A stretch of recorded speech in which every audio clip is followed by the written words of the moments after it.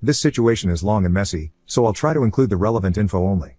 I, 32F, broke up with my longtime partner, 33M, right before COVID hit. We stayed in the same house during lockdown and continued to live together after lockdown was lifted, because we generally get along and we had a child, 11F, to raise together. Over the last 3 years we've been roommates and co-parents and that's it. One day he was supposed to take our daughter to buy new school clothes, and she came back 10 minutes later in tears. She said they were on their way to the store when his new GF called, and he drove her back home and dropped her off so he could go spend time with her. He even asked our daughter to lie to me for him, but she was tired of covering for him, implying she'd been lying for him for a while now. When he got home we had a massive argument. I didn't care if he dated other girls, I cared that for some reason he thought he had to sneak around, and it made him act like a jerk to me and our daughter. I told him if he had been a man about this new girl and just introduced me to her then maybe we could have all been friends, but instead he had to act like a horny teenager. It ended with him moving out to live with his parents. A couple days later he called and apologized. He said he hoped it wasn't too late for him to do things right, and he hopes we can all be friends. I was hopeful that we could finally co-parent in peace for the sake of our child. This is where I may be TA. I have always been close with my ex's parents, to the point where even after we broke up I would be invited over regularly for dinner.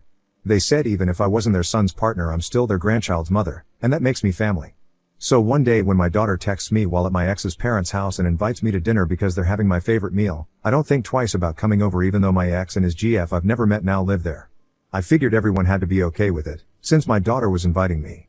I end up having dinner with my ex's parents and daughter, but my ex only comes upstairs to grab 2 plates of food and goes back downstairs. I ask my ex's mom why and she says his GF doesn't feel well today. Whatever, I think. She's just sick and I'll meet her another day. I have a perfectly pleasant dinner with my ex-in-laws, help clean up, and make a promise to bring them a coconut cake, ex-father-in-law's favorite, and take my daughter home. Later my ex blows up my phone with texts and calls, saying it was so weird and rude that I came over for dinner uninvited. That I made his new GF uncomfortable, and like she wasn't welcome there. And that I caused trouble in their relationship because she assumes we must still be in love for me to come over and see his parents out of the blue like that, because exes don't do that. It's creepy. I had a talk with my daughter and asked her calmly if she had asked everyone else if it was okay if I come over before she texted me, and she sheepishly said she didn't know she had to ask since it had never been a problem before. I didn't tell her about her dad's meltdown at me, or tell her dad that she's the one who invited me. She's a child and shouldn't be involved. Instead I just told him I'm sorry me dropping by made things awkward, but I thought he wanted us all to be friends from now on and I figured this was a good place to start being friends. He said there was no way she'd want to be my friend now that I made her feel uncomfortable in her own home. It wasn't my intention to make, but I admit I'd be perturbed if you brought this woman into my home and I hot. So Ida? Update 1. Hey, all. I saw a post here recently about not getting a lot of updates to stories submitted to this blog yet and figured I could give mine, even though it's a sad one. I also maybe need to vent a little about this situation. Under the cut to save people's dashboards. From now on, ex's new GF will be Kim, ex-father-in-law will be Phil and ex-mother-in-law will be Mill. I'll start from the day after the dinner and try to give a concise recap of events. The day after the dinner I bring Phil the coconut cake I promised, but not wanting to stir up trouble I text that I'm bringing it over instead of dropping by unannounced like I normally would. Phil meets me on the porch instead of inviting me in like he normally would, and I gathered from his distant but polite tone and body language that he was basically shooing me away. I was hurt that a man who had always treated me like a daughter was being cold, but I didn't say anything about it and I left. Over the next couple weeks my ex-in-laws continue to hold me at arm's length where once I would consider them not only family, but close friends. I used to take Mill to doctor's appointments and shopping trips, but texts asking her about her next appointment or inviting her to come shopping with me went unanswered. I used to go fishing and go karting with Phil, but these invites also stopped. I had a sneaking suspicion my ex was behind the sudden change in my ex-in-laws, and I also started to notice a change in my daughter. Because my ex and I were never actually married, there was no actual custody agreement between us. She would just text her dad if she wanted him to come pick her up, or text me if she wanted to come home. She's always been a daddy's girl and spent more time with him than she did home with me, and I was fine with that. But after the dinner she spent a lot more time home with me, and one day she went with her dad only to call me within the hour, crying and asking me to pick her up. On the way home I gently reminded her that she could talk to me about anything, even if it was hard. That adjusting to her dad having Kim in his life would be a challenge, but if she had any problems she could tell me and I would help her fix them. And she told me what had transpired over my ex and Kim's relationship from her point of view. My ex and Kim had been dating for about 6 months before my daughter told me, and she pretty much knew about it from the beginning. My ex told her she couldn't tell me about it, and she agreed because she didn't want us to fight. My ex also had Kim around my daughter from the beginning, and my daughter was wary of her at first but started to like her. So the people saying I should meet Kim before she was around my daughter, that ship unfortunately sailed long ago. The day after the dinner Mill texted my daughter and basically said you're not in any trouble, but don't mention your mom around Kim again. My daughter texted back asking why, and she said it's just easier not to upset her. Kim started doing all the things with my ex-in-laws I used to do. She took Mill to doctor's appointments, she took Mill shopping, she went fishing with Phil and tried to replicate my coconut cake. My daughter tried talking to her dad and said it felt like Kim was trying to replace me, and my dad just said she's just being their daughter-in-law. Your mother isn't their daughter-in-law anymore. Still, my daughter is stubborn and insisted it wasn't fair that her mother was being excluded from the family. Her dad just kept repeating she's not family, to which my daughter yelled she's my mom. That makes her more family than Kim. At this, Kim apparently got up and left the room while my ex ran after her. Kim didn't just leave the room though, she took her keys and got in her car and drove away. My ex drove after her, and Mill and Phil started scolding my daughter and saying she needed to apologize to Kim when she got back. That's when my daughter called me in tears and asked me to come pick her up. She's insistent that she doesn't want to go back over there until they all apologize to her, and I don't blame her. I'm honestly at a loss at all this. My ex never had a problem with me being close with his parents even though we were broken up. Hell, I was the one who stayed with Mill in the hospital for 4 months after she had a heart attack and subsequent heart surgery in 2021. I was the one who went to doctor's appointments, and organized her medications, and helped her with physical therapy. I was the one cooking meals every night and bringing them to Phil because both he and my ex have been spoiled rotten by Mill and don't know how to cook for themselves. I was the one cleaning the house for them for over a year while Mill recovered. I did it all because I loved them, not just as family to my child but as dear friends. I don't know if this sudden change in behavior is how my ex felt all along, or if Kim had something to do with it. Though I suspect it's a combination of both. My ex has weaponized incompetence down to an art form, and I suspect now that he has a replacement woman to take care of him and his aging parents he no longer needs me to do it. But that's basically all that's happened over the last month. Radio silence for me from people I used to love dearly, and them pushing my daughter away till she ran home in tears. As sad as I am for me, my heart breaks tenfold for her. Update 2, I honestly did not think I would be updating this post any longer. In the last couple months I've gotten a lawyer and have been working out custody with my ex, which was rough at first but then calmed down. I don't want to go into too many details because this situation doesn't really involve me anymore, just my ex. And he is still my daughter's father. So I'll give the short version. When my ex was contacted by my lawyer, he started blowing up my phone saying I was trying to take his daughter and all his money away from him. And how could I do this to him because he would never do this to me, etc., etc. I shut that down quick and told him I didn't want a dime from him. I just wanted some assurance that the agreement we already had in place, daughter stays with me but is free to visit him, stays in place. He kept trying to say lawyers were unnecessary because he wasn't going to try to take her. I stuck to my guns, and he eventually caved. Meanwhile I had my own things to sort through, and so did my daughter. It took a while to fully own the fact that I definitely contributed to the pain she is now feeling. When I broke up with my ex, I comforted her by telling her nothing would change. We were still living together. Then her dad moved out and still I told her, nothing will change. I'll still be active in Phil and Mill's lives. I'll still go over there with you all the time. And while that was a nice thought, it didn't really prepare my daughter for the reality that families change all the time and change doesn't have to be bad or scary. This whole time she was basing her mental health on the idea that nothing about her family will change, so Kim's introduction slowly started to crumble away that feeling. But change is good. Change is normal.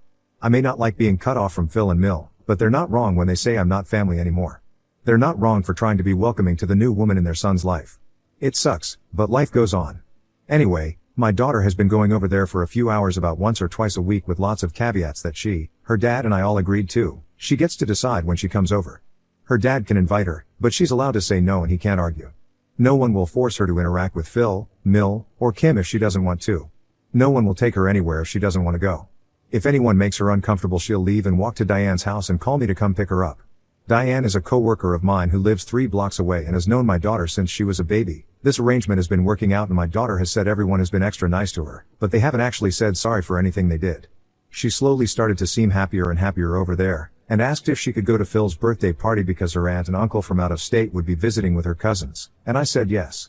Well, tonight she came home and told me a doozy of a story. The party was great, everyone was having a good time, and my daughter's older cousin was showing her how to play the Nintendo 64. Kim was nowhere to be found. Apparently she didn't feel good again, and my ex went downstairs to check on her. Suddenly they hear him screaming, "Where is it? What did you do with it?" Everyone got quiet and looked to the stairs where my ex stomped up and said everyone had to turn out their pockets, because some money was missing from Phil and Mill's safe. For some context, this safe is locked under the stairs and needs a key and combination to get into it. It has important documents for the whole family and emergency cash in it. Phil, Mill, my ex, and now Kim are the only ones who know the combination, and the only key is hidden in Phil and Mill's room. My ex went downstairs to check on Kim and she was asleep in bed, but the door to the cupboard under the stairs was open. He got a bad feeling and checked the safe and about $2,000 was missing. He woke Kim up and she cried and said she had been asleep the whole time and someone must have come down and stole the money while she was sleeping.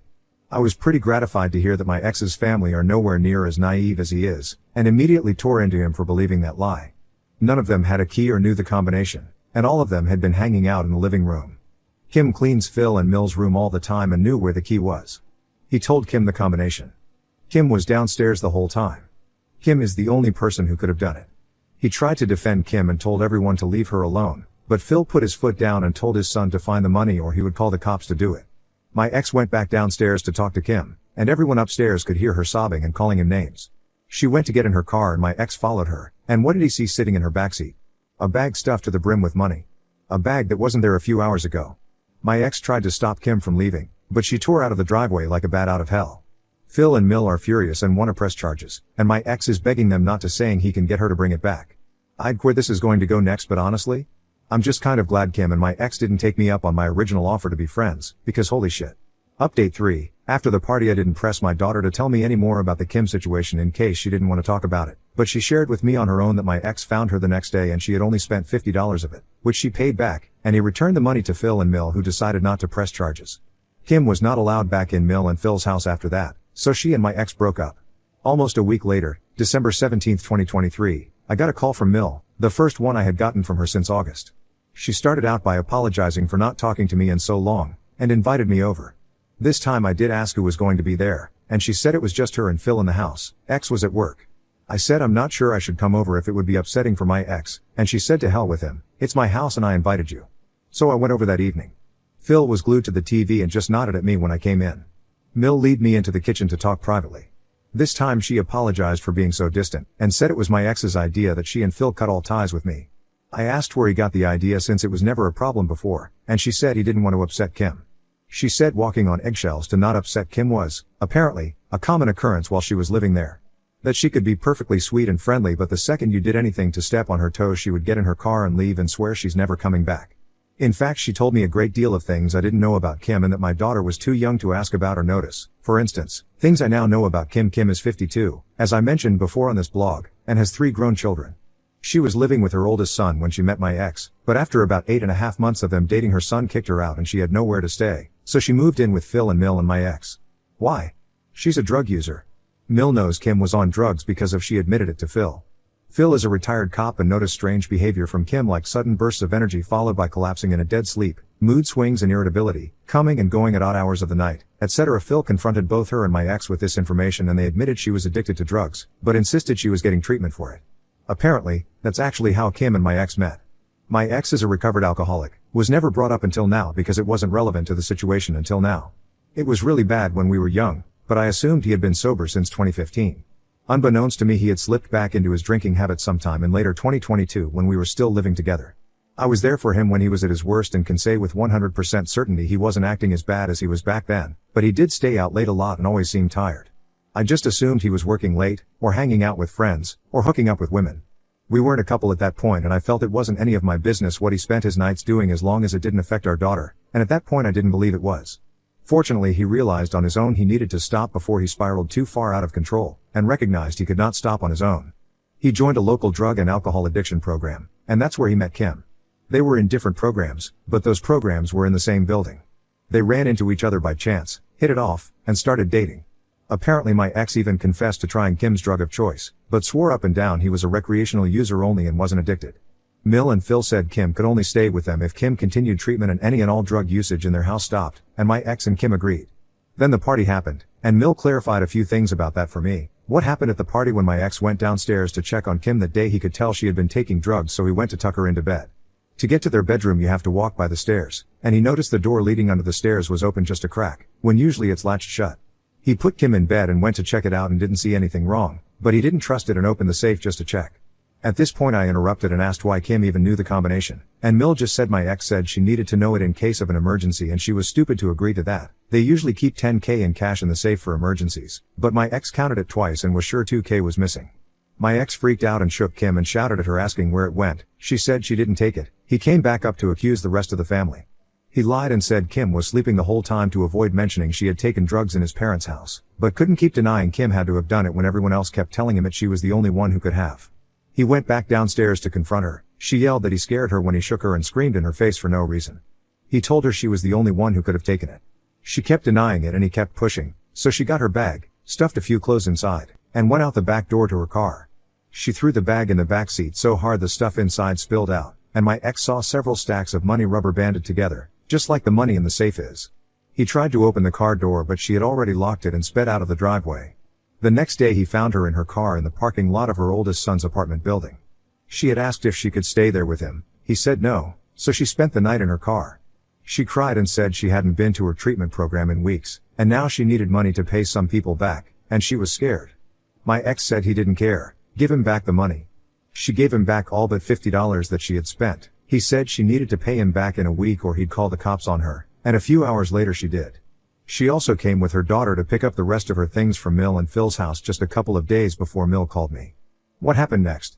Leading up to Christmas both Phil and Mill kept in touch with me almost to the point they had pre-Kim, and I was cordial and polite with them but kept my distance. Mill even tried dropping hints that she wanted me to come clean house for them at one point and I just directed her to the number for a cleaning service. Quite proud of myself for that one smile. However, my daughter stayed in close contact with them, and held out hopes that I was going to go over there for Christmas like I did every year. I tried gently reminding her that might be awkward for everyone, and she just insisted it wouldn't be awkward because Kim's gone now. And besides, if I didn't go to Phil and Mill's house I would be alone on Christmas. My only living family are on the other side of the country and we are not close at all, and according to my daughter that was unacceptable. Then it happened. On Christmas Eve my ex texted me that he needed to talk to me and my daughter and came over to tell us he was getting back together with Kim. Kim's back. He said he'd been talking to her and she said she was sorry about taking the money. That her plan was to use it to pay back some bad people who had been scaring her and then replace it before anyone noticed it was gone. That he believed she really was sorry and really would do better, and he wanted to be with her again and give her a chance to prove she can change. I didn't say anything, but my daughter, bless her heart, just said, "You really bought all that?" My ex looked annoyed at her tone but continued and said he was there to invite her out to dinner with him and Kim, because Kim had already apologized to Mill and Phil and wanted the chance to apologize to her too. My daughter was quiet and looked uncomfortable, so I told her she could make whatever choice felt right and I would support her. To his credit my ex did too, and said if she didn't want to be around Kim he wouldn't make her be. She ended up saying she didn't want to go to dinner right then, but maybe later she would change her mind. Then she brought up Christmas and asked if I could still come over, and my ex's face fell. He said he doesn't think Kim would be comfortable with me coming over. My daughter lost it at this, and so did I, but just internally. She already proved she would steal from the family at a social gathering. Less than a month ago. She hasn't done anything to make up for that yet. But she gets to go to Christmas and I don't? My ex just said it was already decided that Kim would be there for Christmas and my daughter throwing a tantrum over it wouldn't change it, and after he and her exchanged some more heated words he left. I tried telling my daughter I am absolutely, 100% fine not being invited to Christmas. That she should still go if she wants to, because it would make me sad if she felt like she has to pick me over the rest of her family. I told her if she can't forgive her dad yet she should still go to see her cousins and aunt and uncle, and she can ignore him the whole time if she wants. It took a while, but she eventually agreed she still wanted to go. That is, until she started getting texts. The texts first Mill texted my daughter saying she was disappointed in her for causing drama on Christmas Eve, and how everyone else has agreed to suck it up and be nice to Kim for Christmas and she should too. While she was showing me that text with tears in her eyes she got another one from her aunt that said, "Shame on you. I can't believe the way you've been talking to your father." This sent my daughter down a spiral. She realized her dad had been talking about her to the rest of the family, and probably twisting the situation to make her look bad. Her. A 12-year-old girl. Y'all. I know I've made a lot of mistakes in this situation. I know I've been naive. But I feel like I've been a saint going out of my way to make sure my daughter doesn't resent her dad for any of this. I've been telling her over and over again that he's her dad, and he loves her, and he wants what's best for her, but this I can't talk him out of this. I don't know where to begin. She begs me not to make her go over there for Christmas because she doesn't want to face her whole family, not knowing what her dad has told them about her. I told her of course she doesn't have to. I text my ex that our daughter doesn't feel safe going over there for Christmas anymore, and my phone stays silent. But my daughter's phone blows up. She ended up blocking most of her family to get them to stop texting her and cried herself to sleep. Since then I have not tried to get my daughter to contact her dad since December 24, 2023. He's called her a few times since then, and she mostly just answers him with short 1 or 2 word answers. She doesn't go places with him anymore. She doesn't want to go see him anymore. He has called me a few times to accuse me of turning his daughter against him, but it's pretty easy to shut him down with, "Would you want to talk to someone who turns everything you say against you? To your own family?" I'm sure he's told his family a whole slew of colorful things about me, but I don't care. And none of them have reached out to me with vitriol, just the 12-year-old child. Imagine that. I don't know what's going on with Kim or Mill or Phil anymore, and I don't care. I'm just focused on trying to bring my daughter back to that loud, boisterous, stubborn kid she used to be, and I think we're getting there slowly. Therapy is helping her. And I'm so glad I got the custody arrangement when I did.